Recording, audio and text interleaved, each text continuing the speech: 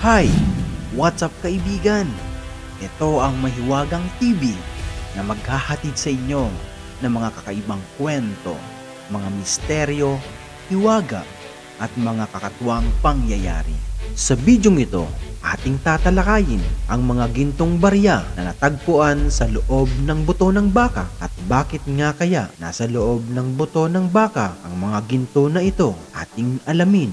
Ang bagong exhibit ng Lynn Museum ay isang nakakaintriga at nakakamangha at bilang paalaala na rin ng isang mahabang panahong pagtuklas. Mula sa unang century BC, natagpuan ang mga ito sa tulong ng isang metal detector sa panahon ng isang archaeological excavation sa early medieval burial site. Ang isang lugar sa libingan ng Anglo-Saxon ay inimbestigahan sa isang lambak malapit sa Ilog Hecam sa Norfolk ng mga miyembro ng Sidford Historical and Archaeological Research Project o SHARP noong huling bahagi ng tag-araw 2003. Sa panahon ng paghuhukay, ginamit ang mga metal detector upang gumawa ng panghuling paghahanap sa site bago magsara ang season. Si Kevin Woodward, isa sa mga detektorista, ay nasa isang lugar na medyo may tubig. Hindi na siya umaasa ng anumang espesyal nang makakita siya ng napakalakas na signal.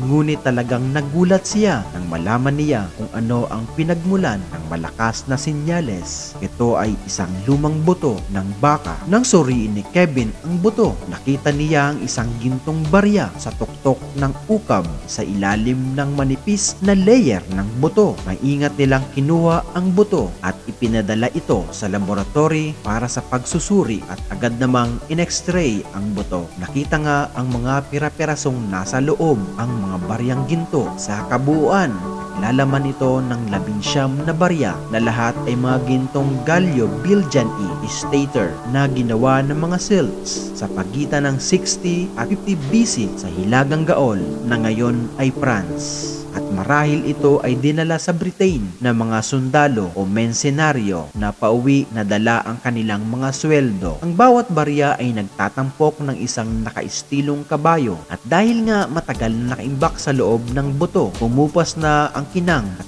medyo umitim ang ilang bahagi nito na maaaring ibinaon noong sila ay medyo bago pa. Ang mga sumunod na field at detector survey mula sa paligid ng deposito ay nagbunga ng karagdagang 19 na barya ng parehong uri. Ayon sa ebidensya na natagpuan mula sa mga detalyadong pagsusuri, lahat sila ay orihinal na bahagi ng buto ng mga baka. Kung saan sila ay sadyang inilagay sa makatuwid, malaki ang posibilidad na ito talaga ang imbakan ng mga mahalagang gamit noon. Ang mga barya ng ganitong uri ay medyo madalas nang matagpuan sa Timog Britain. Sila ay tanyag at kalat sa napakaraming bilang. Ang ilan ay maaring ginawa rin dito. Ang mga baryang ito ay gawa sa purong ginto. Itong mga barya ng parehong uri ang natagpuan pa sa parehong lugar sa pagitan ng 1997 at 2003. Ngunit dahil ang mga ito ay natagpuan ng iba't ibang mga tao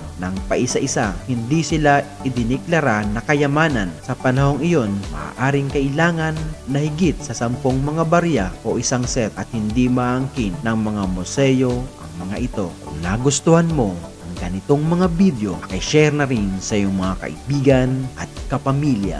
Maraming salamat. God bless!